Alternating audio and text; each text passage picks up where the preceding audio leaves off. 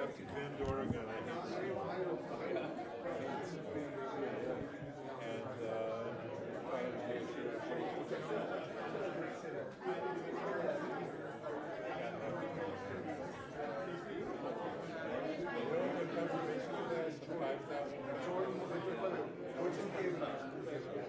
Jordan was not there, so the original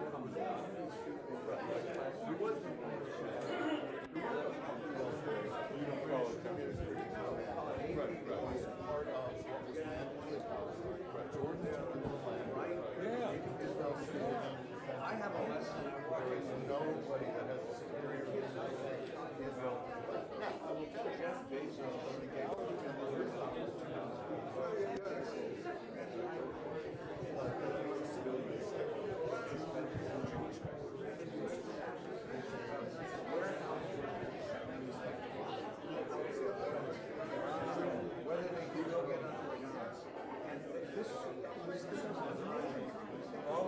on their own. I haven't started the lesson.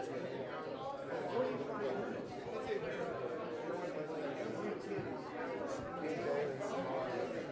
tell you, there's something you should do. I did it for 20 years. I called it the virtue lectures. Yeah. Sixth graders, parents and kids together. Yeah. The point of 5 lectures was Judaism is more than blessing bread. Yeah. Sexual ethics, cheating, substance abuse, prejudice, and I would give a lecture, then we would split up, they would talk to their group, and the parents would stay with me, and for 20 years. I'm the only one who can do that. Good morning, everyone. Good morning, good morning. Good Shabbos. Good morning, Rabbi. How are you? How you doing? Good Shabbos. Good morning. Morning. Hi, Neil. How you doing? Okay? It was really good to see Bobby. I had a nice talk, and he connected with my brother. He wanted to know, my brother Jerry and he were bunkmates. And he wants, so he and Jay are going to get together. Good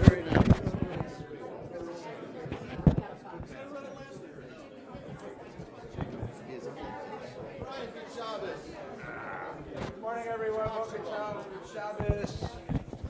Good Shabbos. Good Shabbos. Good Shabbos. Good Shabbos. Okay, a couple of quick announcements. Welcome back to Rabbi Gelman. Delighted to have. However, He's warming up. He's warming up. Amazing. Okay. That's true. You can hear him on the mic. Cynthia and Payam, who usually sit over here, that wonderful, beautiful young couple, had their first child. It was Sunday night. The bris will be Monday here, 11 o'clock here. He's actually going to come this morning. If he's up, he says he'll come and have an aliyah. In the Persian tradition, the father aliyah to bless the mother and father. So he'll be here this morning. But we want to wish them mazel tov and much joy. It's wonderful. A wonderful simcha. Let's see, other simchas in the community? Got other good simchas? Yeah, Dr. Braunschweiger is back. He's back among the living. So delightful to have you here. Delightful to have you here. Good. A couple of quick announcements following our learning. Of course, you're all invited this morning for some davening. This morning, as last week, Cantor Barron is moving us into some new music. So he's presenting some new music this morning in service. And we hope that this is inspiring and lovely, and everyone's invited to join that. This coming week, on Wednesday night, we have College of Jewish Studies. We're discussing the great debates that shape Judaism. So this week, we're going to be the great debate that it's the heart of Hanukkah, which is the debate between Menelaus and Mattathias on the question of how much should Jews assimilate, how much can Jews assimilate, at what point does assimilation become destructive? It's a great question, and we'll discuss this on Wednesday night. Everyone's invited. They're free cookies. 7 o'clock. On Friday night, this coming Friday night, we're commemorating the 5th yard site of Rabbi Shulweit. It's 5 years already, can you imagine? And there's a service at 6 o'clock. Everyone, of course, is invited to that. There's dinner. If you've signed up for dinner, if you're really hungry, you could probably still sign up on Monday, but I don't know. But even if you don't, come at about 8 o'clock, join us for dessert. And Uri Hersher, who is the founder and president of the Skirball Center, and I will have a conversation about Rabbi Schulweiss's legacy. Uri met Rabbi Schulweiss many, many years ago when Uri was a student at UC Berkeley, and Rabbi Schulweiss was the rabbi of Beth Abraham of Oakland. And Uri discovered Rabbi, fell in love with him, came, because they used to open the balcony of Beth Abraham on high holidays to students who wanted to come and watch the services for free. And Uri came. And ironically, his roommate was of the Goldman family, which is the descendants of Levi Strauss. And he got Goldman involved, and that became a lifelong relationship. So please come and enjoy. We'll be learning about Rabbi Schulweiss's legacy, his philosophy, his work in the community. That's on Friday. On Shabbos, we'll be back here to study Torah, of course. On Sunday night, not this week, but next Sunday night, that's the 14th, right? On the 14th, we will, 15th, sorry, 15th, celebrate 40 years since the Iranian Revolution. We have a program in the evening at 7 o'clock of music and celebration and beautiful dessert. I'm told this dessert is like amazing dessert, so come and enjoy that. It's a celebration of... Why do you say celebrate and do not say mourning? Exactly. Commemorate, because I'm glad you're here, that's why. Because if the Ayatollah hadn't done what he did, you'd all be there and I'd be here and we'd miss you. So I'm celebrating the fact that we're one community together. But you're right, for those who lost homes and lost businesses and lost families, we'll come and we'll talk about that. That's what next Sunday night. It's an evening of culture, not an evening of politics. Come and enjoy that as well. Okay, and then Hanukkah's coming, right? You have a little bit of shopping, a little more shopping days before the Hanukkah holiday comes, so please be sure. Parsha group is meeting today after Shul. Yes? Yes, good. I'm just pointing to you because you're here. Oh, and one more thing, so you'll save my marriage. The last weekend in January 31st, February 1st, the Neshama Minyan is going to Brandeis Bardin for their annual weekend. It's for everyone female in the community. If you'd like to go and spend a beautiful weekend away with Nina and the group of the Neshama Minyan, it's actually a lovely weekend. And they're taking sign-ups and seeking people. It'll be a lovely, lovely weekend of learning, of prayer, of meditation, of hiking. It's Brandeis Bardin. Just Shabbos, this Friday night. You come back on Saturday evening. Okay? That's Shabbos. Okay? Everybody else good? Yeah. Right, so this time, if you... Yes? Tomorrow, what time is chamber music? 4 p.m. UCLA Chamber Orchestra is playing here. What? Youth Symphony. American Youth Symphony. Free of charge. Who are they playing? Do you know? What music? No, I don't mean that. I mean, I didn't mean it that way. Yeah, I know.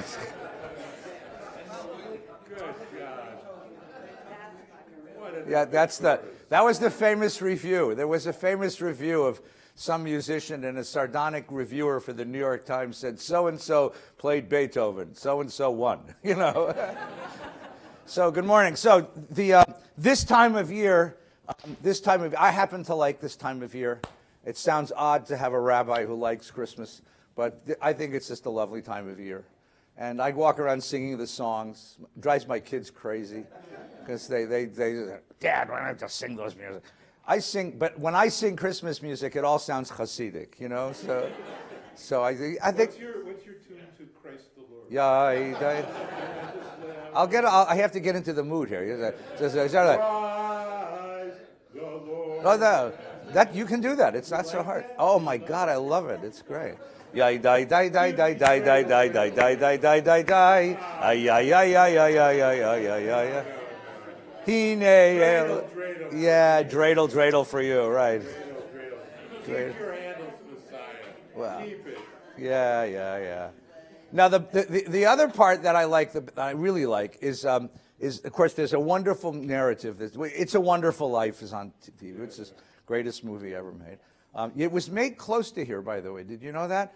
Bedford Falls was the RKO Ranch. And the RKO Ranch is where Balboa Park is today. Yeah, that was the RKO Ranch. When they liquidated the ranch, they decided to make it into parkland because they needed it for flood control. But so Bedford Falls, it actually was also filmed in the summertime, and all the snow is false. All the snow is fake. It was filmed in July. So July in the Valley, the fact that George Bailey isn't schwitzing his brains off is... Yes, please. And Beverly Hills High Swimming Pool. Yes, yeah. They danced into the pool. So the other one, of course, is Reb Chaim Dickens' famous Hanukkah carol, right? Which is I think it's a beautiful story. So we're introduced at the beginning to Reb Ebenezer Scrooge. Who's Jewish. Who's, of course he is. Well, he's not Jewish, but he's a small, shriveled soul. And this is a great story of tshuva. This is a story about, can a human being change? That's the question. And what does it take to change a human being? And of course, you all know the story, right? You know, three angels come to him, you know. The angel of Hanukkah past, the angel of Hanukkah present, and the angel of Hanukkah future come. And they show him glimpses of his life. They show him himself, who he was and how he became the man he is, what he is, and the world he lives in. And this is where Dickens puts in his political sermon, because Dickens was a terrible a very powerful social critic of the income inequality, we would call it, of the economic disparities of the Industrial Revolution. And then Hanukkah future, which is his mortality, the fact that he's only in the world for a little while, and what happens after he's gone, how he'll be remembered. And the man wakes up the next morning, and the whole thing takes place in one night, and discovers that he's been given a second chance. Which is really, that's the philosophy of tshuva. That's tshuva. The idea that you can turn, you can change, and he becomes a different man. And he tries with all of his might to change the story that he's been shown, to change his narrative. It's actually it's a happy story because it's redemptive. At the end, there is redemption. And in some ways, you know, Mark, it is a Jewish story because he's not redeemed by any supernatural power. He's shown the truth of himself by these messengers, but he decides to do this tshuva. So there's something, you know, I don't know, we can claim him a little bit, right? It's a wonderful story, and this time of year, it's on all of the cinematic. It's been filmed many different times, right? There's an old version of it. I forgot who's in it. Alistair Sim, yeah. And then there's one with George C. Scott, right? And there's a newer one, and then there's a remake, sort of a. Yeah, there's a Mr. Magoo one, which is actually very funny, actually. Yeah, there's actually a Mr. Magoo one. There's a Bill Murray one. There's a movie that's parallel to it with Nick Cage, where the guy lives the life he never lived and then discovers that's the life he wants. It's a very, that notion of getting to see yourself and seeing yourself from a perspective that you never saw yourself, and making a decision to turn. That's what these movies are really about. But the very best one, if you possibly can, is to read it. And it happens to, if you happen to have Amazon Kindle, it's free. It's in the public domain. You can download it for free. And the language, Dickens' language, is just beautiful. And his anger, his rage at the conditions that he witnesses in his world is quite remarkable. And his celebration of the power of a human being to redeem himself is also very beautiful. So this is a good religious text for this time of year. The text we're in, which you'll find in the Chumash on page 166, there are three parshiot that sketch the story of our patriarch Jacob. Now, of the three patriarchs, this one is most interesting because it's the most filled out narrative. It's the most human of the three narratives. Abraham is presented to us as this heroic character who is the founder, but because he's so heroic, he's so far out of our ability to identify. Isaac is a sort of shadowy middle creature, really only a transition because he's Abraham's son and Jacob's father. And that's where he fits. But Jacob, you really begin to see a personality. And what happens here is you watch the development of the personality. The second reason why this is most interesting is because we're his namesake. We are B'nai Yisrael, children of this man. And so when the Torah is acutely aware that when it's describing him, it's describing us. That in some way his experiences and his journey is ours. He's the archetype. He is the patriarch, but he's more the archetype. Inside of him is contained all of our experience. And it starts today. Today's the journey. So it starts with these amazing words, Vayetze Yaakov mi Beersheva. He leaves home. This is the quintessential bar mitzvah Torah portion, because this is the young man's journey. This is the story of the journey.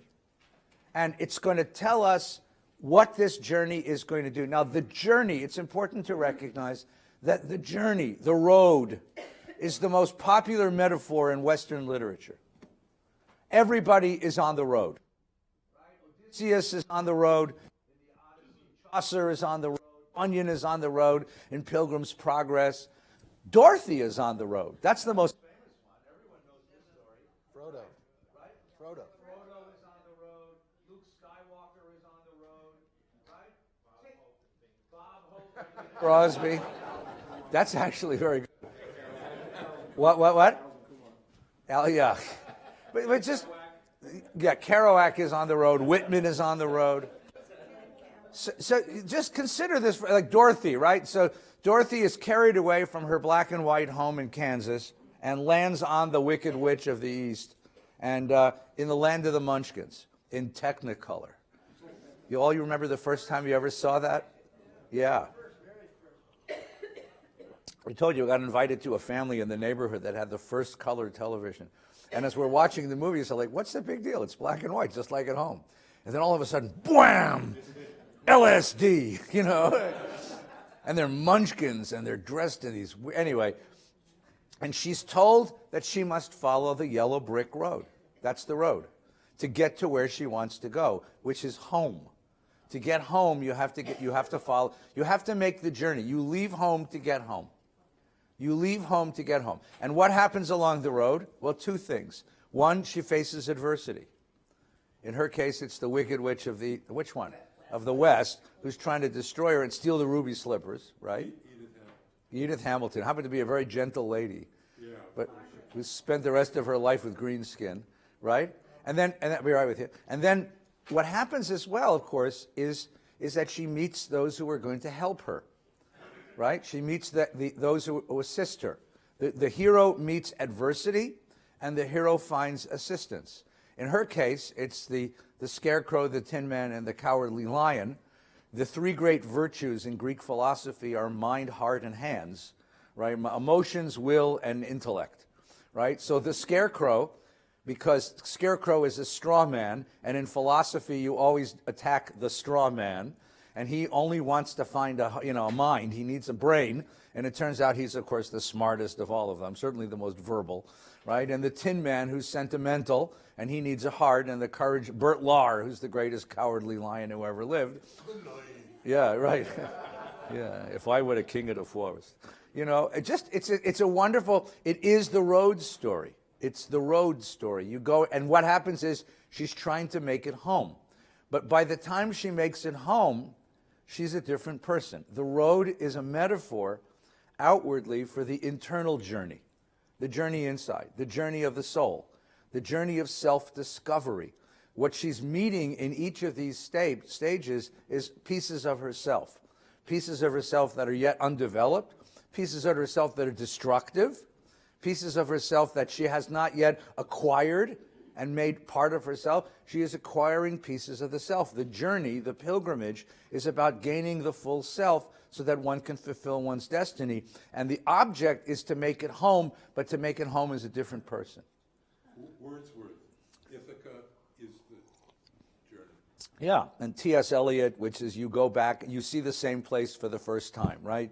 This is the great metaphor of the pilgrimage. That's the most powerful metaphor in Western civilization. Douglas?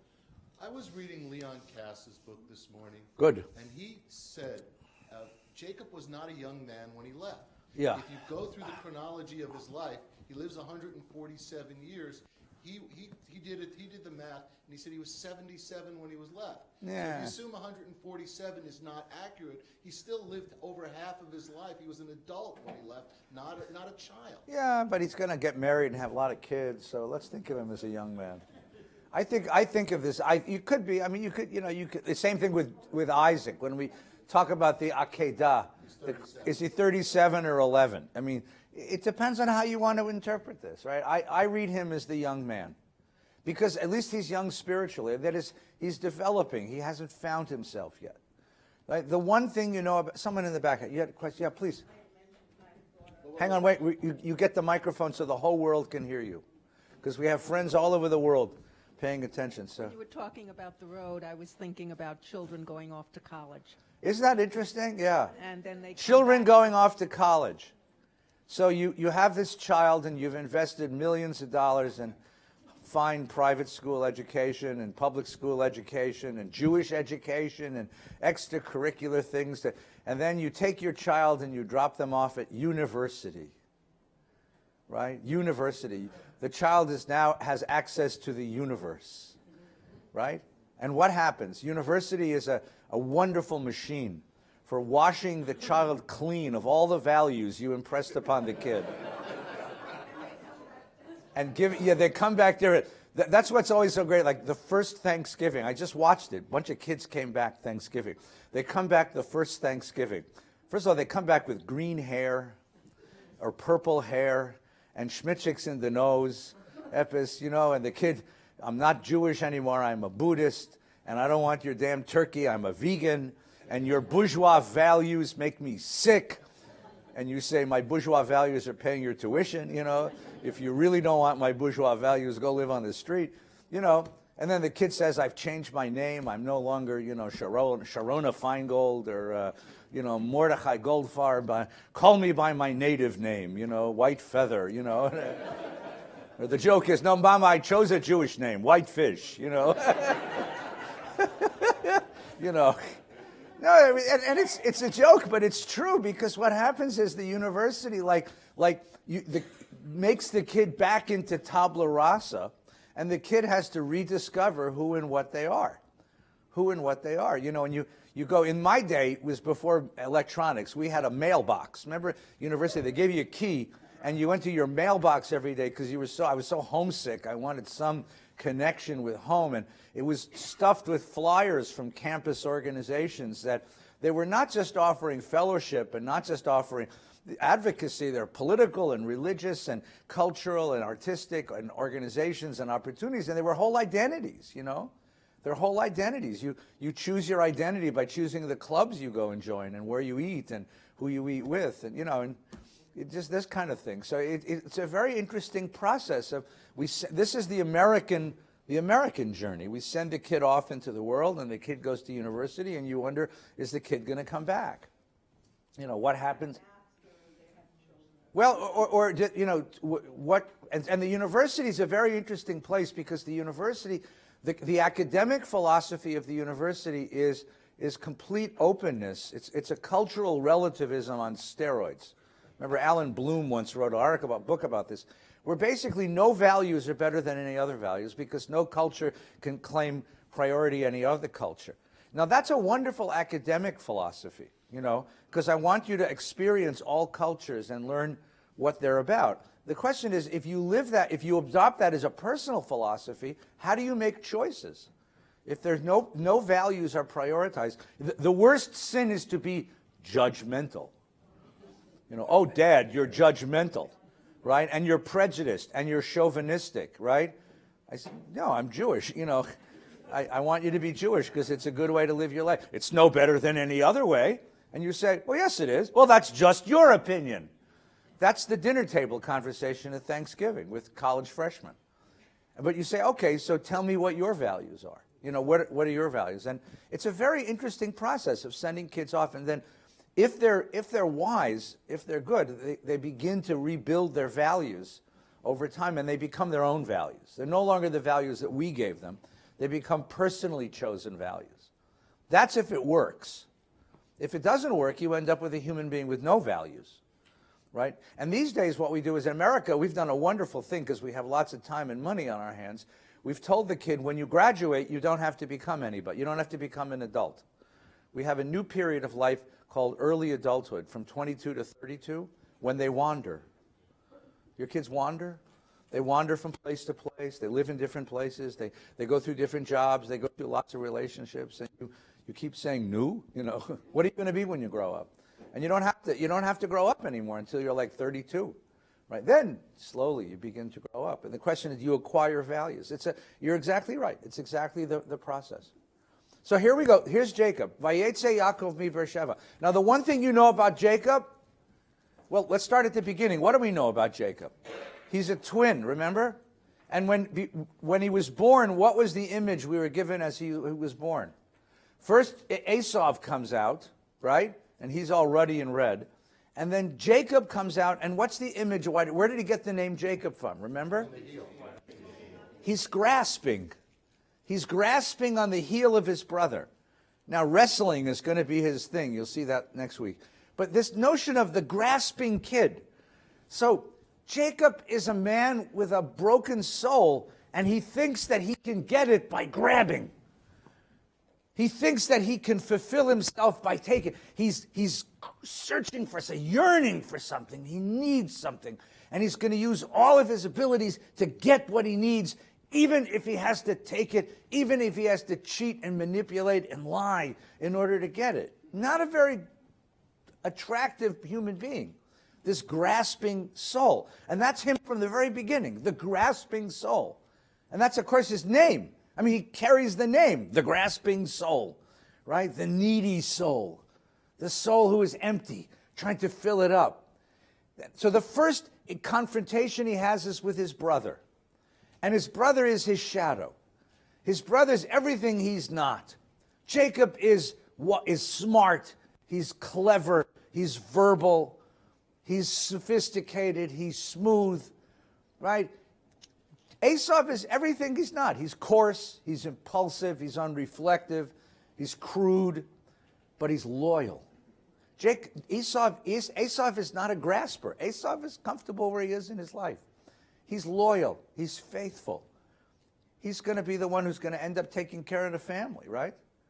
And you have so he confronts his brother, and he can't see that, right? You're going to find out what the story of Jacob is a man who can't see himself. The man who can't see the parts of himself that are destroying him. He doesn't see his brother and see in his brother something he can learn. He sees in his brother the guy who has what he wants.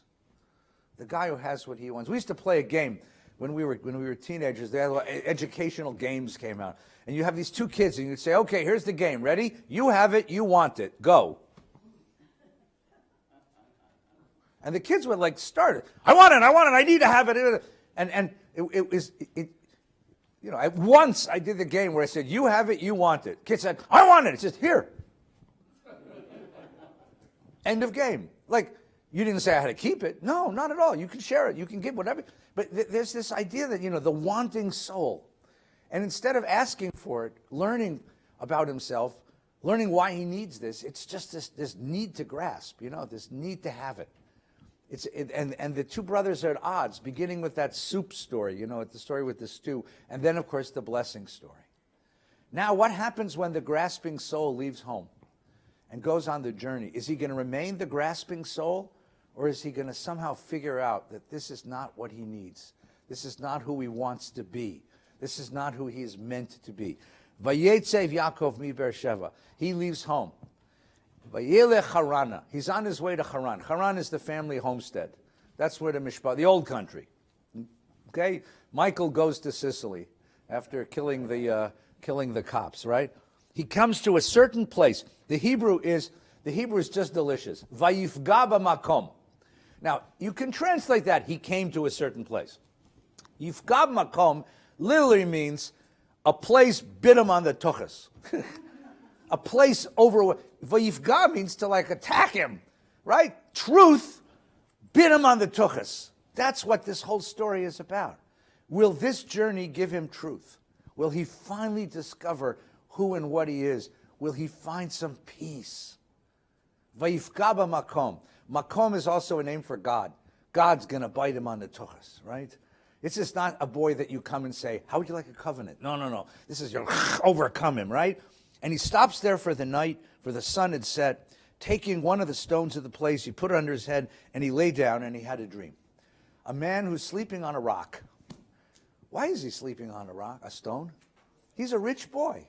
Wouldn't you imagine there'd be one of these glamping tents, with air conditioning and warm water and a Keurig coffee maker? Wouldn't you imagine a boy spoiled like this would carry with him, all of the provisions of a long trip?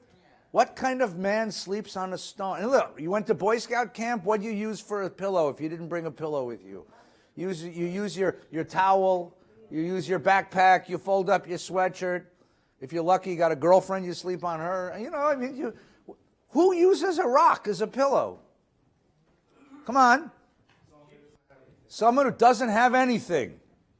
He walked out of the house with nothing. That's an interesting image, isn't it? Right? He walked out with nothing. He took nothing from his father's house. It's sort of like Abraham, remember, leaving home? He ran out of the house, so he didn't take provisions. But so now this is a boy who has slept every night of his life in his mother's tent. Every night of his life under his mother's protection. Every night of his life, being tucked in by mama, right? By mamala. And all of a sudden, for the very first night, remember the first night in Boy Scout camp? Anyone the first night in summer camp? The first night in summer camp, the first night in college? Anyone go away to college? And you wake up in the middle of the night, not knowing exactly where you are?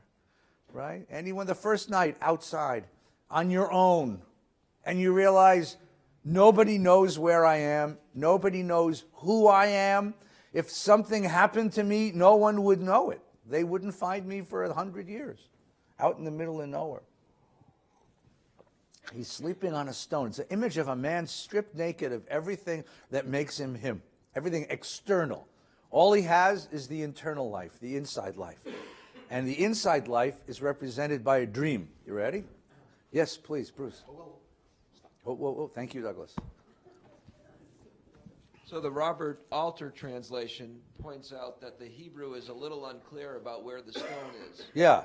And it's unclear about whether it's under his head, which is the traditional translation, or by his head. Yeah.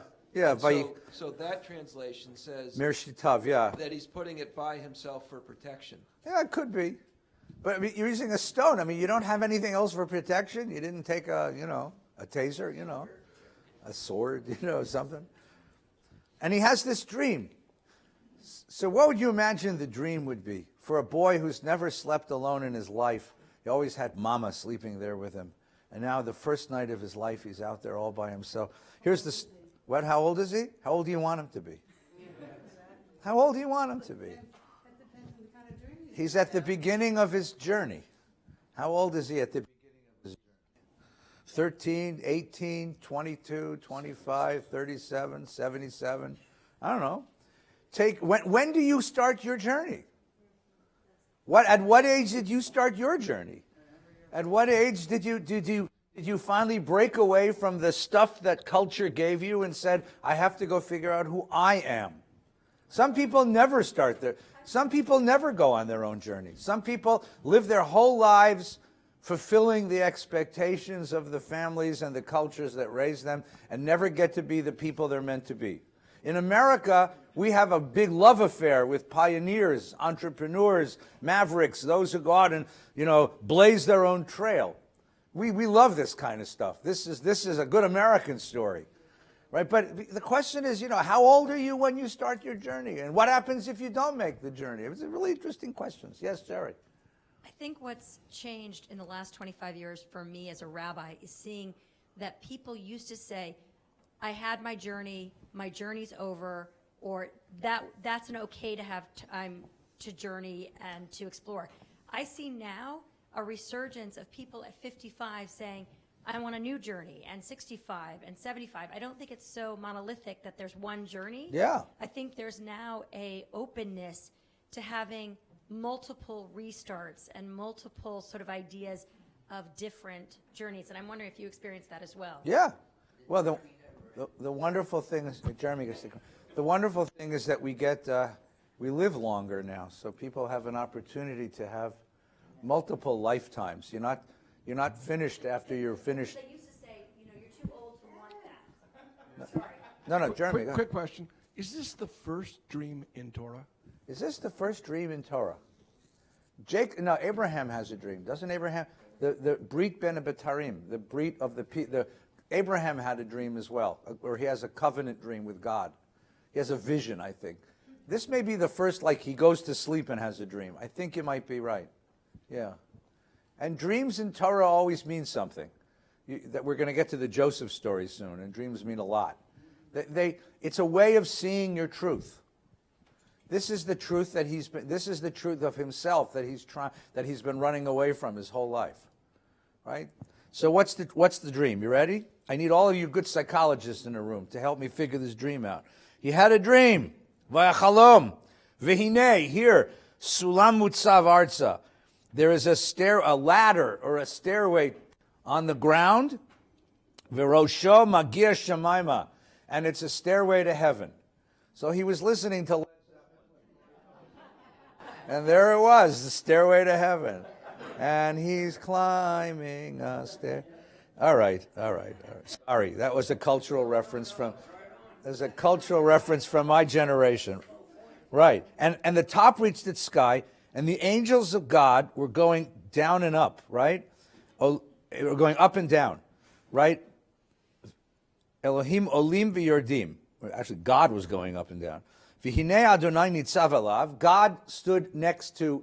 Now, it's a question of, did God stood next to him or next to it? The ladder. Is it God standing next to the ladder or God standing next to Joseph? Jacob. Hang on, Pop, just once. Let me finish the dream. Vayomer, and he says, right? Ani Adonai, I am Adonai. Elohei Avraham Avicha ve'Elohei Yitzchak. I am the God of Abraham, your ancestor, and Isaac. Ha'aretz asher ata shochev alav lecha etnena ulezarecha. The land you're sitting on, the land you're on right now, I'm giving to you and to your offspring. Right? Your descendants shall be as dust of the earth. You'll spread out west, east, north, and south. All the families of the earth shall bless themselves by you and your descendants. Remember, I'm with you. I will protect you where you go. I will bring you back to this land. I will not leave you until I've done what I've promised you. Pretty damn good dream, huh? That's the dream you'd all like to have. Pop, go ahead. Wait. You get famous here. Well, why is it up the ladder and not down the ladder first? Great question. Midrash asks the question. Tell me why. You would imagine angels would go down the ladder first because they're up there coming here. So why are they going up the ladder first? Go ahead. Oh, come on. Come on. Use your imagination. Why go up and not down? Well, look, so the Rashi quotes the Medrash, and the Medrash says that angels are assigned to a certain land. Angels are local. So when you cross a border, there's a changing of the guard. And he's about to cross the border. So the angels that accompanied him in Eretz Yisrael are going up, back to their station in heaven. And the angels that will accompany him on his journey to Haran are coming down to be with him. That's the Midrash, and that's what Rashi quotes. Okay? Now use a better one. Give me another one. Come on. You've got to use your imagination. Remember what Freud taught us. Everything in a dream is a creation of the subconscious. It's symbolic of something in the subconscious. Maybe his idea is going up. Yeah. His ideas, his outlook. Yeah, maybe his identity is beginning to rise. Maybe something inside of him is beginning to grow. Maybe he's discovering a self, right? The boy who lived his whole life in his mama's tent doing what his mama told him to do, and suddenly he's on his own. Maybe he's discovering something in him rising that he didn't know that he had. I mean, just have some fun with this, okay? Okay? Hang on, Bill, you got to get the microphone. That's how it works here. Otherwise, the people at home can't hear you. Go ahead. It seems to me that the key phrase is, I'm going to give you what I promised you. Yeah. And what did God promise Abraham, Isaac, and Jacob? He promised, Baruch atah Adonai Eloheinu melech haolam. I am one. Yeah. He promised them the land, and he promised them offspring, and he promised them protection, and that's what... And a unity of vision. And the point is... And a role in the world. You're and a to role be a in the blessing world. to the world. But you see, the thing is that God promised that the causality of all things would become clear, and that though all those causalities would cohere together into a great oneness. Yeah. Yeah. Shema Yisrael, I don't know. Echad, the great oneness. Yes, but this is what I promised. But the problem is, and you know what the problem is, you have to be, Nuggles, take the mic. You have to be ready to hear that. That oneness is there, but you have to be ready to accept it. And the question is Jacob ready to accept the blessing? You also have to be ready to accept the blessing. You want to add something, please, over here? Wait, we got two comments right here. Yes, please, yes. I think that he's struggling of building his personality, going up and down. Yeah. And just struggling to find out who he is, who he was, who he wants to be. Yeah, that's exactly right. He's struggling to find the self, right? I mean, literally doesn't have a self because he's been with he's doing whatever his mother told him to do. He's doing whatever his father needed him to do. It's always grasping from his brother. At no point has he ever had to say, who am I? And suddenly he's out in the middle of nowhere. This happens to you, by the way. It's a good experience, right? Yes, please. I want to go back to where it says, and the sulam mutzav arza. Yeah, isn't that nice? Yeah, usually when you prop a ladder, you prop it against a wall. It's a high point. Yeah, yeah. It's not propped against the sky. Yeah. It's propped against the ground. Earth, yeah, yeah, ground. yeah. And that's why the angels and God are going up from the ground up. Yeah. All right, but this idea that there's a connection between heaven and earth, that's a remarkable idea. Wait, hang on a second. Hang on. So here's Doug, come sit. So here's the dream. Thank you. I apologize. I want you to read this in different levels. Right. This is reading it in your beautiful comments. I mean, you're reading the character. Now remember, everything you say about him, you're saying about us. Not just us as individuals, all of us on our own journeys in the world to figure out who we are and what our destiny is. He is the archetype for this people. This is the archetypal experience of the Jewish people. First of all, the Jewish people going out into exile. Does that sound familiar? Right? And meeting God at the boundary line. And God saying, I will protect you and bring you back to the land. Does that sound familiar? Right? And then, but the question of the Jewish people asking themselves, who are we? And by the way, let's be real blunt about this. The image of the Jewish people as a grasping people. You know? The image of it, God wants us to be a blessing to all the families of the earth. It says that, right? All the families of the earth shall bless themselves. Kol mishpachot adama, right? Yivenivrachu b'cha kol mishpachot adama. It's the same blessing he gave to Abraham in Lech Lecha. And the question is, how much of us is that, and how much of us is taking care of our own selves? The grasping, the internal, how do you turn a me into a we? How do you create a people who truly takes responsibility for the world, and is less chauvinistic, less internally focused, less obsessed with our own? Right? We're terribly internally obsessed people. I don't know if you know that about Jews, right? And here you have God saying, I need you to be a blessing to the world. That's what I need you to be. This is an amazing metaphor, or rather, it's an allegory of our own self-discovery. All right, what happens to Jacob? If you get a blessing like that, you're going to get the land, you're going to get offspring, you're going to be great, you're going to be a blessing, and I'm going to protect you. And the answer should be what? Wow! Yo, that's everything I wanted in life. I feel so much better. That's the end of my adolescent angst. Right? This is what every adolescent wants to hear. Right? Here's $50, kid. Go have fun. Right? As we say at the dormitory door. So what is Jacob? Jacob awoke. V'yikatzer mishnato. He wakes up from the sleep. Vayomer. And he says, Achen. Achen. Translate Achen. Atazoi. Azoy, my God, wow, ooh, right? Yesh Adonai b'makom hazeh.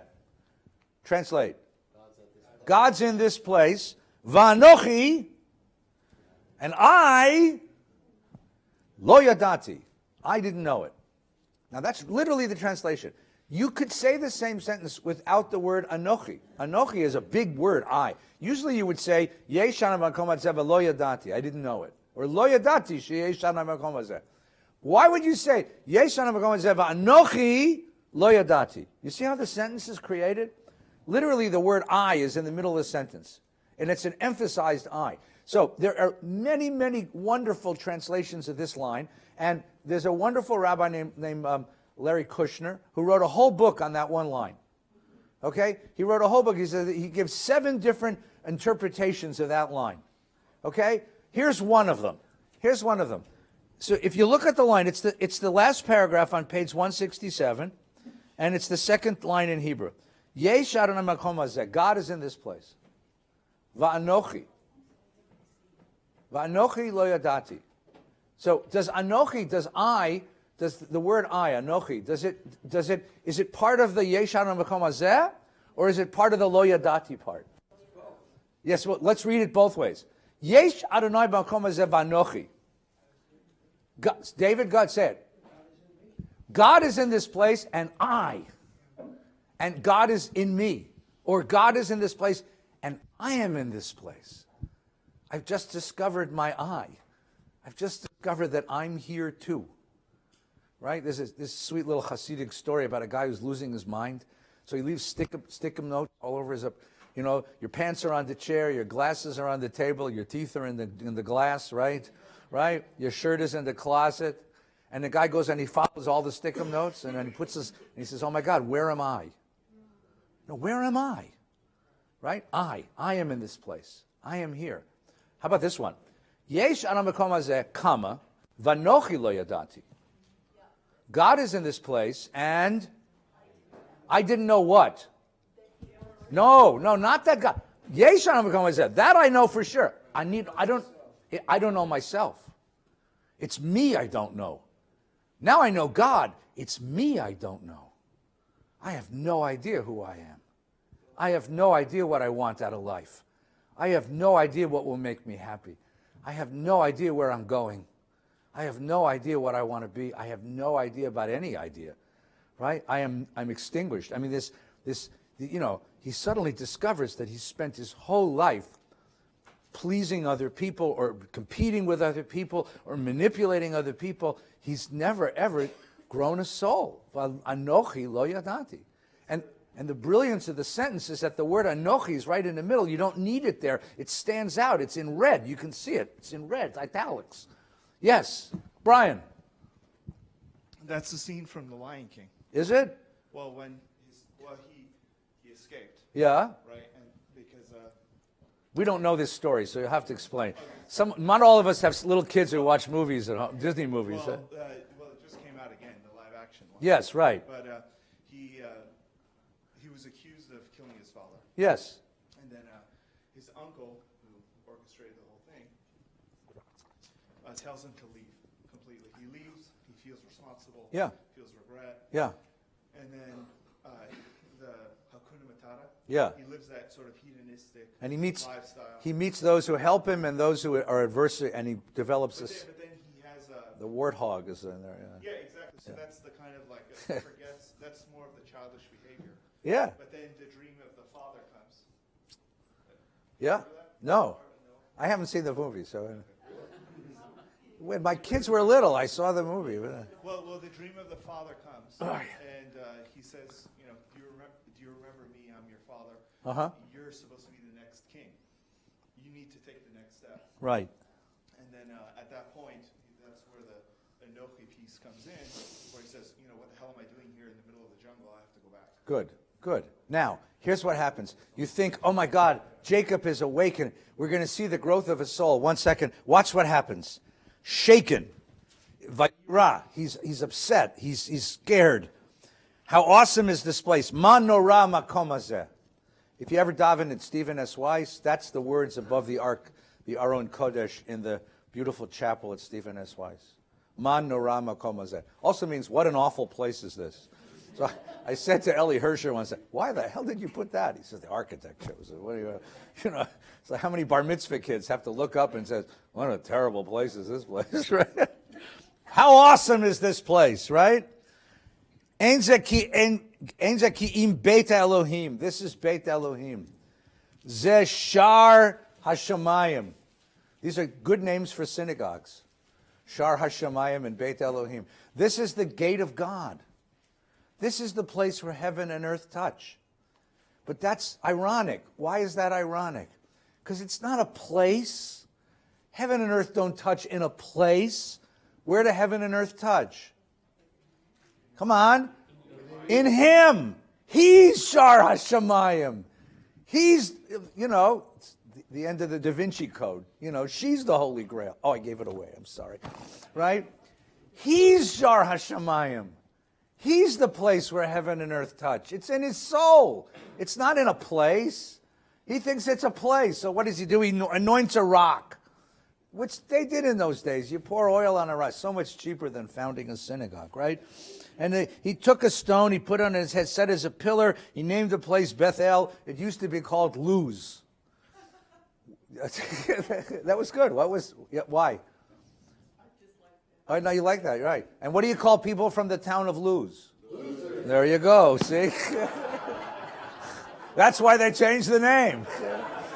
They said, there's something wrong with the name of this town. Let's think for a minute. Let's call it something else, All right. And he makes a vow, and you say, oh my God, now he's going to grow a soul. This is Ebenezer Scrooge waking up on Christmas morning. He's grown a soul. No. The Bible's not that facile. That's what, it's great that it happened in one night for Ebenezer Scrooge, but for most of us, at least for Yaakov Avinu, it takes a lot more. Watch what happens. He makes a vow. And he says, if God remains with me, if God protects me on the journey that I'm making, and not just protects me on the journey that I'm making, but he gives me bread to eat and clothing to wear. Nice clothing, right? And good bread. And if I return safely to my Father's house. How many times have we said if now? Right? If, then the Lord shall be my God.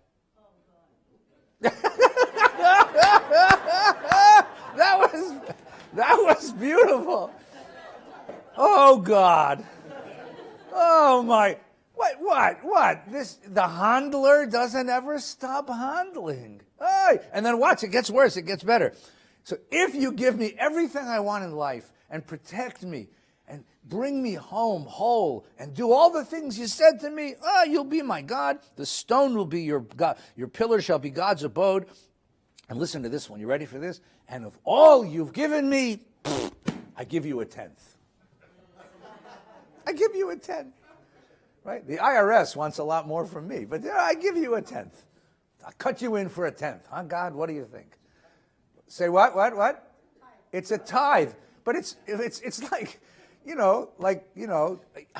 you save my life, you protect me, you give me all these ancestral blessings. I cut you in for a tenth. All right, we got lots of comments. So you have this image of adolescent religion. He's not ready to. You thought, oh my God, he's going to grow. This is it. He's going to be redeemed. Nah, not yet. Not quite yet. It's going to take something else to redeem this boy. What it's going to take, well, we'll see in a minute. Yes, Farzan.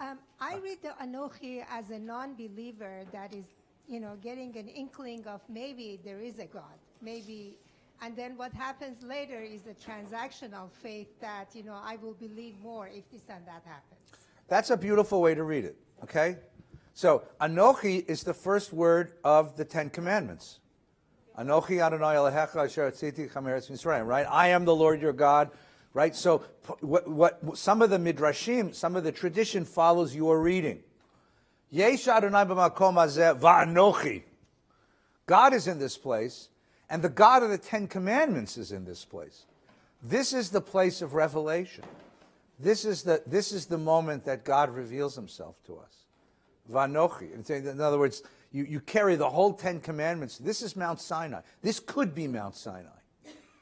But the difference is, he's not ready for it to be Mount Sinai. That's the problem. Lo yadati. He's not ready to believe it.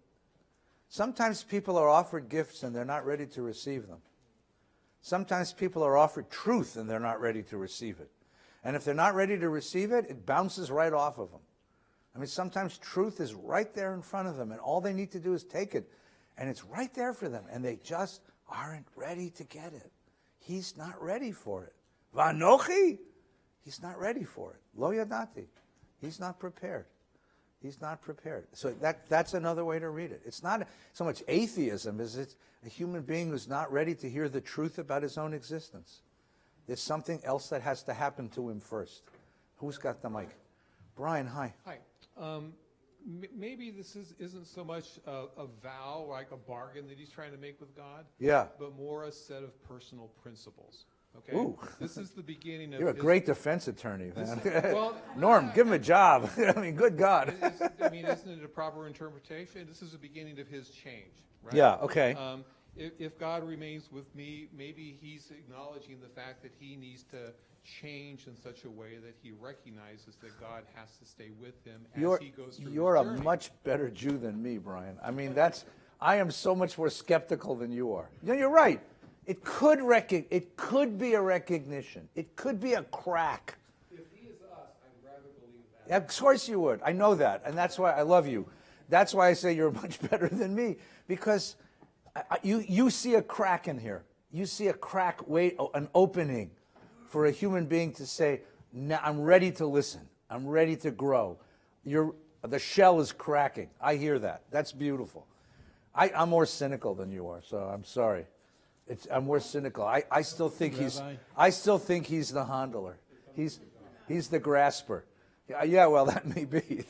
You do this job long enough, you get a little cynical, Rabbi. you know. Who's got the mic? Yes, please. Hi. Yeah, this is classic contract law. Yeah. It's condition precedent, and he has the chutzpah to bargain with God. Yeah. That's amazing. Isn't that wonderful? This is classic contract law, right? Imagine that, a Jewish lawyer, a Jewish legal mind. Who could imagine such a thing? Who could imagine such? Yeah, but it's a contract. See, all right, that's a great question. So we'll have to spend some time, but not today, on whether a covenant is a contract or a covenant comes from a different place. Jonathan Sacks, who's the wonderful former chief rabbi of England, writes a whole thing that contracts are based on interests and covenants based on commitments. Contracts are made out of grasping, and covenants are made out of giving and love. And whether there's a difference between a contract, right? You have a contract with my cable company. I have a covenant with my wife. Okay? That's the difference. So when you say this is contract law, you're exactly right. This isn't covenantal yet. Covenantal comes from a place of giving and love and commitment. Contract comes from a place of what I want. You want what I want. We want it together. Perhaps, but my home deed has covenant. Yeah, but that's a language. I'm talking about, what this thing really, your relationship to your wife and your daughters is covenant. Your relationship to your, to your cable company, is contract. Yeah. Yeah. No, not exactly. No, we'll come back. Well, yeah, all right. I want to get to the denouement. So let's have one more comment right here. Then we gotta marry this boy off. Come on. He's gotta find love. Come on. I want to go back to the first pasuk. Oy, I'm never gonna get to the love. I love it. I'll make it real quick. No, I'm kidding. Go ahead. Achen Adonai po. Yeah. It's achen. It's almost like, really, God is here. Like somebody says a comment and you go, really, God is here. All right, that's nice. Wait a minute. Okay, yeah, okay. Gelman, you've taught them all how to do this. It's terrible. They were all civilized before you started. Please. Ve'anochi lo yadati, and I didn't know. That indicates to me that the perception of God was not very strong in Jacob. Yeah. He just wasn't thinking about God. He wasn't around God. God never talked to him. Yeah. So it's all in amazement. Really, God was here, and Yeah. I didn't know. Okay. And then at the end, when he goes, okay, well, if God gives me this and this and this, then I will take you as my God. Yeah, but what kind of God is he taking? It's an I-it relationship. But it shows you. He's It God is a vending machine. It shows I you. put in my quarters, I get my candy bar. It shows you that God's presence is not very strong with Jacob. Or- when yeah. he's making this kind of deal. Yeah. Where Abraham Yes, just yet. left everything. Jeremy, right, yet. So I see the beauty of that line. That's the line of the text, right? The way you read that line tells the story, tells the whole story. So you can read it, as you said, as a bewilderment. You could read it as a shock. You could, and it's the beginning of, it's the opening. It shows you something about his character. And you're at this point you say to yourself, like, and this is the patriarch. I mean, my God, you know. And this is the patriarch. So what happens to him? So let's go quickly. I want to get the next story because it's just too delicious to leave you a whole week without this. Ready? So he resumed the journey, and he came to the land of the Easterners. Okay, so he's in Newark, you know, right? And there, he's going to Haran. He's going to Mesopotamia. He arrives in Mesopotamia. Today's Iraq.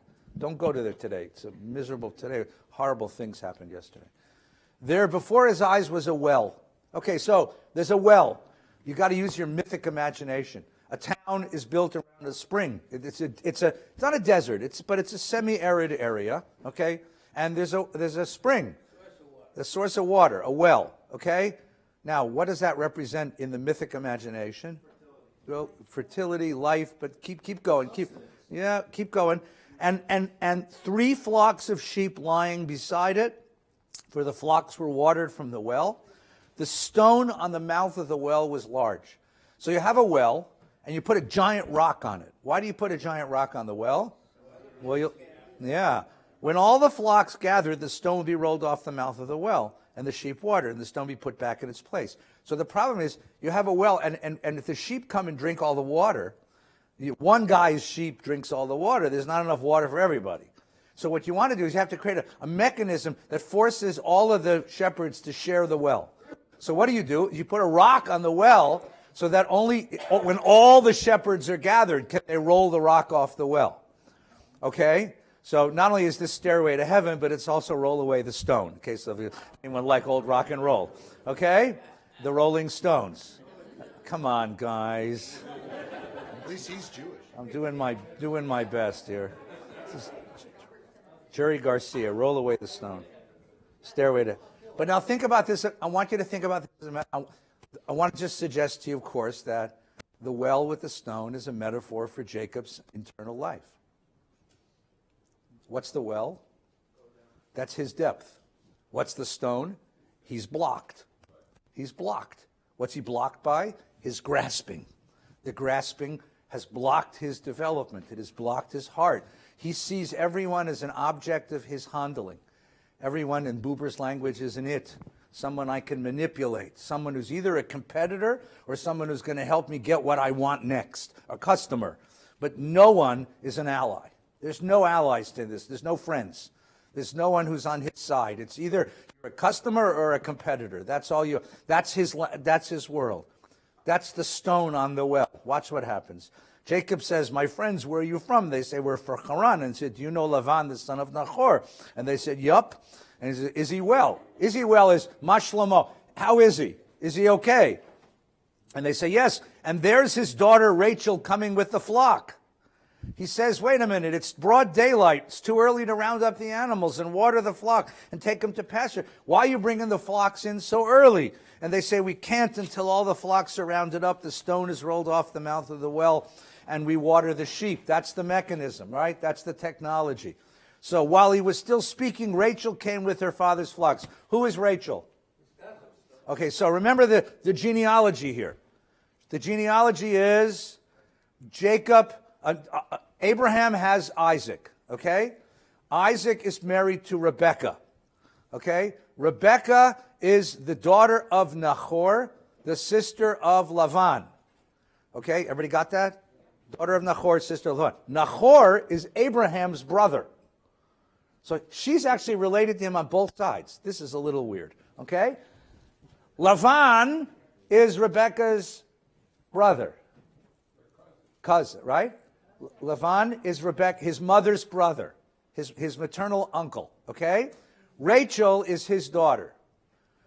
Okay, so now his first cousin. First cousin on his mother's side, second cousins once removed on his father's side. If you're a mama's boy, and spent your whole life sleeping in your mama's tent, and your mama was the face you saw first thing in the morning and last thing you saw at night, and your mama spent your whole life trying to make your mama happy, and you leave home, and you're scared as hell, and you're having these funny dreams, and there comes along a girl, and she looks... Thank you, Dr. Freud. Rachel looks just like... I want a girl just like the girl that married... And she's hot. And she's 25 years younger. Hot, 30 years younger, 40 years younger. She's like, good God. I mean, this is everything you want in life, right? So she comes up, and when he was still speaking, Rachel came with the father's flocks, and when Jacob saw Rachel, the daughter of his uncle Lavan, the Torah makes sure you know, and the flocks of his uncle Lavan, Jacob went up and rolled the stone off the mouth of the well. Right, a Jewish boy in love. The stone opens, the well is now open, and suddenly he has a gush of emotions he never thought he would have. The boy's in love. You see that? It's a beautiful image of a boy in love, right? And Jacob kissed Rachel and broke into tears. We have to pay attention. We'll do this next week. When Jacob cries 3 times in the narrative. This is the first time. Tell me about these tears. What's the tears? What kind of happy? Tell me why. Why is he happy? He's love. He's happy. Elaine, why is he crying? Wait. I'm sorry, we're just trying to keep everybody on the page. It's a real breakthrough for him. He's thinking not just of himself, and this other person can evoke emotion in him, and he's overcome by it. Right. It's the first time someone else has broken through. It's the first time something in him has broken through, and it's not just about me. He attaches himself, and it's clear why he's attached to her. Right? But we can see why he's attached. Even the Torah winks at you because it reminds you that she's the daughter of Lavan. But somehow he's just overcome. Right? Jerry, please. You aren't the first cynical rabbi. Oh, my gosh. Because the rabbis were cynical also. No. And when they tried to explain the tears, they did 2 things. One was to do what they always did, which is to fall back on, well, he's a prophet, so he has read the whole book. Yeah. So he knows how it's going to end up. Remember, this is a relationship that's not going to end up well. Yeah. But then there's another strain, which is much nicer to Jacob, because it's a real indication of he has changed his attitude, his focus. And that is, he suddenly realizes that he, in the eyes of all the gathered townsmen, he has just kissed a total stranger. Right. Without permission, without asking, which we all know is... Even today it's kind of dangerous. Right. And so they say he was mortified that his spontaneous actions of whatever you want to call it, affection, love, that they have somehow degraded her reputation. Oh. And there's a lot of reputation issues in this community. Yeah. No, that's beautiful. So that's beautiful. I mean, just think for a moment that he sees her and she looks just like his mother, who he now longs for because that's the primary person in his life that he's been separated from. So he thinks he knows her. You ever see somebody in the world that you think you really know well, but they have no idea who you are? I mean, he already imagines their whole relationship, right? And she doesn't know who the hell this boy is, right? Comes all comes out of nowhere. It's a really interesting thing. And the first midrash is, see, the midrash, one of the things the midrash does, unfortunately, is flatten the text. Because it makes all these guys into tzaddikim. We've talked about my cynical side, and I apologize for that, but you're stuck with me. But the rabbis all make these guys, but really there's something deeper than just that here. All love contains a tragic element to it, because we're mortal. And the idea that you love despite your mortality is a beautiful thing. The fact that we love knowing that no love is forever. We love anyway. And that's a little deeper meaning of the tears, a little sweeter meaning of the tears. I got a question. Yes. You said this is the first moment of transformation. I think so, don't you think? He falls in love with her, and he kisses her, and he hasn't said a word to her. So Yeah. how is she anything but an object to him? Well, because, in a certain way she is, but he looks in her face. That's what the midrash is. That's why the midrash is, that's Jerry's beautiful midrashim. That's why the midrash is even there, because that's the question. What does he see? What does he know? How does he know her? Right? And that's what the midrash is playing with. But you can see the beginning of something that we hadn't seen before. He's not simply taking. He's not simply grasping. His heart is open. The stone has been rolled away. Yeah. Well, that's coming too. Listen, hang on. Wait. It's Rabbi Gelman. So, look, I think this is just, what you've done today is just beautiful. Oh. It's an insightful, existential interpretation of the whole Jacob thing. It's really great what you did. One might even say it was perfect. One could say that. However, Gelman's back, ladies and gentlemen. I have been waiting the whole class I know, for you to get to verse 17. I'm about to get so there. I could rant. Go ahead. On you don't have to shout. Lookism. Yeah. On lookism in the Bible. Okay. All right? When you just said, oh, she was hot. Okay? Now, I think it's important for a man to make this point rather than in a self-defensive way for a woman to make this point. Okay. In verse 17, we read, because there were two daughters of Laban. Right. Be'enei Leah rakot, Rachel haita, yafat toar, yafat mareh. Right. Okay, what the hell is the Bible, the Torah, talking about how these women looked? Okay. What importance is there of how they looked? And why insult Leah by saying she had weak eyes, which is the equivalent of she was a miskite? In fact, it is that she was a miskite. And what is it to say? Why? Why immediately, so that there's no question that weak eyes was a physical attribute, why immediately say Rachel was shapely? Rachel had good curves. Yeah, fet Torah, yeah. What we have here is an unfortunate intrusion of one of the worst elements of the patriarchy, which is the objectification of women and their appearance. Yeah. This is a perfect week to have this Parsha, because a company that may be a good company, I have no idea, just went into the toilet, Peloton, because they had a commercial in which the wife looked needy and the husband is giving her an exercise bike so that she stays thin and therefore he won't walk out on her for his secretary. And the whole company went into the toilet because people hated the ad. And what I see and what I object to and what I as a man stand up and say, the Torah is better than this. We are better than this. The way a woman looks is irrelevant. The way her character looks is the entire truth of the world. Thank you very much. That was nice. That was good.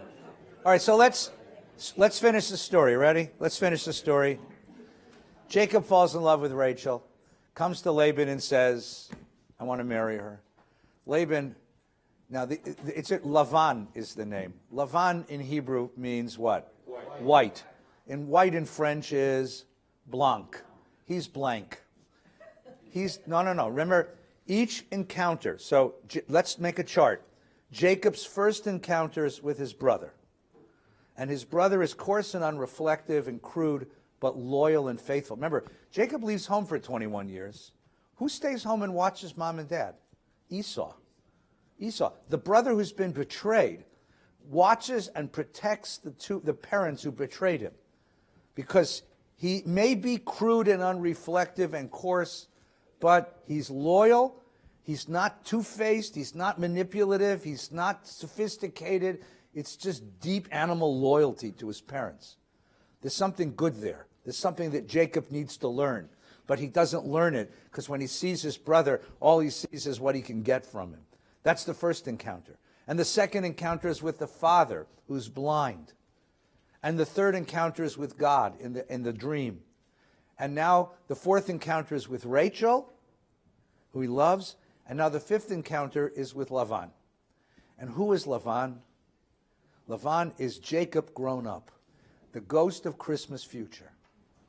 You want to know who you're going to be if you don't change? You want to know how you're going to end up if you don't grow? You want to know what the soulless man looks like?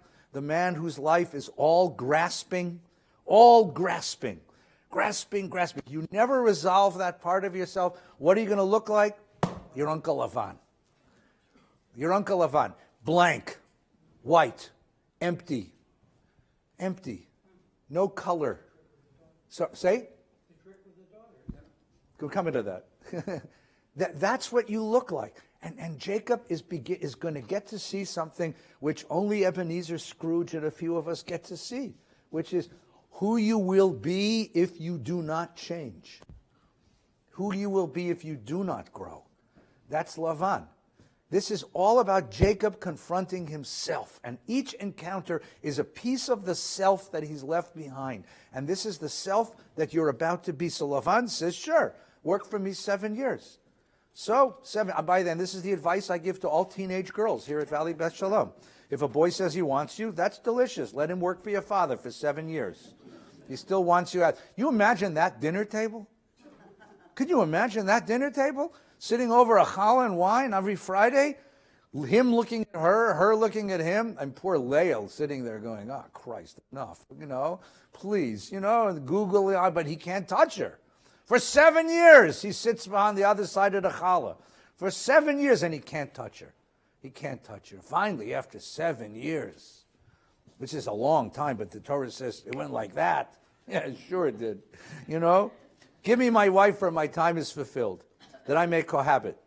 So Laban arranged the community. In those days, this is how marriage worked. You had two transactions. One is a financial transaction between two families, how much each side owes the other, right? A husband-to-be owes father of bride price to compensate him for the investment he made in her education. Okay? Bride brings dowry to the husband to make her even more attractive. Right? Husband puts aside an amount of money for a ketubah to ensure that she's taken care of should he predecease or divorce her. All this is taken care of. We sign the ketubah. It's done. Now, husband carries wife to husband's domicile. Okay? Hebrew for wedding is nisuin, which means to schlep. To lift up and carry. He carries her and all of her stuff to his house, and they spend a week together. What the rabbis of the Talmud did was stop the procession in the middle, halfway between her house and his house, and build a hut, and that was called a chuppah. That's what a chuppah originally was. Couples spent the week in that chuppah, in that love shack, in that love tent, that passion tent, and every night the community gathered for a feast, 7 nights of feasts. So Jacob is about to carry Rachel into his home. The community has a feast. He gets her, she's covered with veils, as all modest brides are. He carries her in, they have the feast, they go to bed, they wake up in the morning, and now the Torah does something beautiful. This is for Jeremy, because he's a wonderful director. This is cinematically brilliant. You see the sun shining through the chenille drapes, and you hear la la la la la la la. You might as well use Copeland because he's Jewish. La la la la la la la la la la la la la la la. And the camera pans this chamber, this bedroom, and there is this king-size bed in the honeymoon suite of the Marriott, right?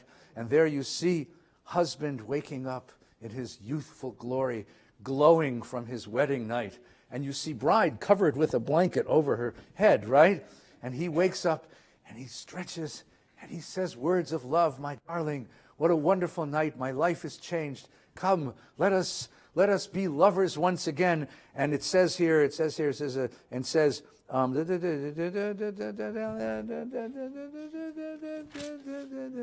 right? Laban gathered, and when the evening came, he took his daughter, right. So when morning came, Hine, he, Leah. Hine, he, Leah. You see the scene through his eyes. When morning came, she turns over, and, my God, she's... Oh, come on, you do that again. Let's try that again. My God, she's... Leah. See, Jacob keeps having these surprises in his life. God surprises him on the first night. Now when the morning comes, again, he's surprised. She turned into Leah magically. How did that happen? How did she turn into Leah magically? Right? And Jacob gathers the blankets around him and runs out into the town, and there's Laban trading sheep or whatever he does, and he's covered in a blanket. He says to him, what the hell did you do to me? And Laban says, oh, no, that's the custom. Everybody knows that. You give the older daughter first. He says, give me another 7 years, I'll give you the other one. But he marries her, give her the week, and then he'll marry. But you owe me 7 more years. You owe me 7 more years. So he gets a week with Leah, and then he gets Rachel, and he also gets 2 other women, by the way, Bilhah and Zilpah. Don't do this at home. Okay, and then he works 7 more years for Laban. Were you going to say? I was going to say that most people don't realize Yeah. that he gets Rachel after a week. After the week, yeah. So he has both of them. Yeah. But then, of course, he has to work for himself. All 4 of them. He gets Bilhah and Zilpah. Yeah, oh my God is right. Achen, All right. What did Jacob just learn? What did Jacob just learn? And what is he about to learn? Let's finish. Yes, what did he just learn? The Midrash is very clear that it's midah keneged midah. This is measure for measure. He fooled his father in the dark and stole what his brother wanted most in the world, his father's blessing. And he was fooled in the dark and what he wanted most of all in the world, Rachel, wasn't taken from him, but was complicated immeasurably. That's true, right? That becomes complicated. What else? What else did he just discover? What did he just learn from? What does this teach him? Yes, go ahead. He gets to see himself and see how crappy he looked. He learns a lesson of how he treated others, what it felt like to somebody else. Maybe it's his first lesson in empathy. Well, it's his first lesson in being disappointed, that's for sure, right? And a kind of disappointment that's hard to describe. Because the only thing in the world he wanted was Rachel. Right? In the same way that the only thing that Esau wanted most in the world was his father's blessing. And now he's the subject of that manipulation. So suddenly something, again, another crack. Well, this is Brian's theory. Another crack in the shell. And the man is a soul is beginning to seep in. A soul is beginning to grow inside of him. Okay? Yes, please. Are there any midrashim on the relationship between the 2 sisters? Yes, there's a whole tradition. Because who've grown up together. So let me use this as a chance to plug something lovely. Our friend Jerry Rabo wrote the book on Leah, literally. So there's a beautiful book, a biography of our mother Leah that our friend Jerry Rabo wrote. It's available on Amazon. It makes a wonderful Hanukkah gift. Right? It also good stocking stuffer for those of you who need extra gifts. It's from the Jewish Publication Society of America, and in there's a whole chapter on this story. And because being one of 2 sisters, I'm very, very conscious of the relationship between the 2 girls. Yes. So you play a little game. So there's some beautiful midrashim. One of the most beautiful midrashim goes like this. It's unlikely, but it's beautiful. The girls knew about the plot going in. You wonder, by the way, where the mother is, but that's another story.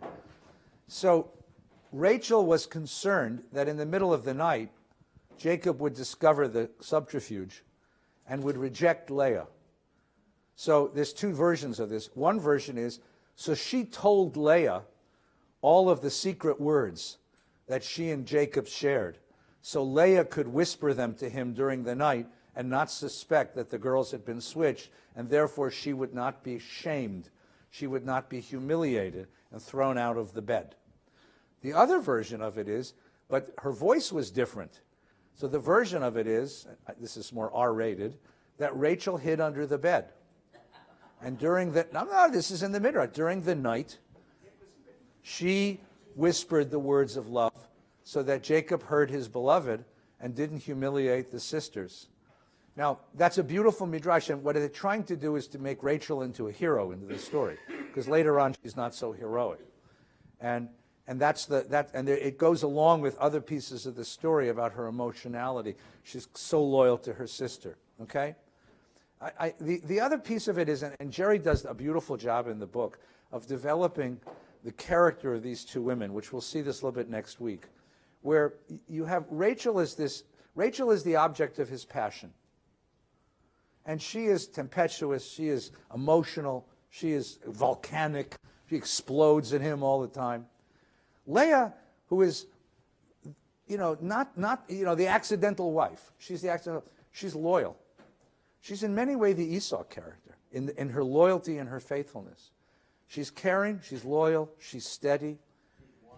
She's wise, and while Rachel is his lover, Leah becomes his partner. While Rachel is his lover, Rachel is his lover, the object of his adolescence, his youthful passion. Leah becomes the woman he leans on and learns from and builds a family with. So in a certain sense, the Torah is giving you an image here of how marriage works. That we may start out with passion, but if we're truly wise, we end up with partnership. And while there's always a beautiful role for passion in a marriage, there's also a role for partnership and wisdom and common purpose and a steadiness of relationship. That piece of marriage is also important. And this is something that Father Jacob slowly realizes, right? Slowly realizes. And that's the elinxis, that's the process of their marriage. That's the process of this marriage. So what are we watching here? We're watching the development of a man's soul, of a human being's soul. And we're also watching the development of the soul of the people, because the question is, what does this mean for us? How do we develop soul? How does this people develop a soul? Next week, we're going to come to the ultimate confrontation. You have to come back. You see, it was really easy. It was not you have to come back. Jacob has to come back, right? It was easy for Dorothy to go back to Kansas and just wake up. You ever wonder what it was like to live in black and white Kansas after you've explored the colorful world of Oz, right? And how did Ebenezer Scrooge with this new Christmas-dick soul, Christmas-like soul, live in that world? That's going to be next week's story of how Jacob goes back to meet his brothers. So come back. We'll see you next week. Have a good Shabbos. Take care. Thanks. By the way, Cass calls this chapter The Taming of the Shrew. Yes, and it's him. Thank you.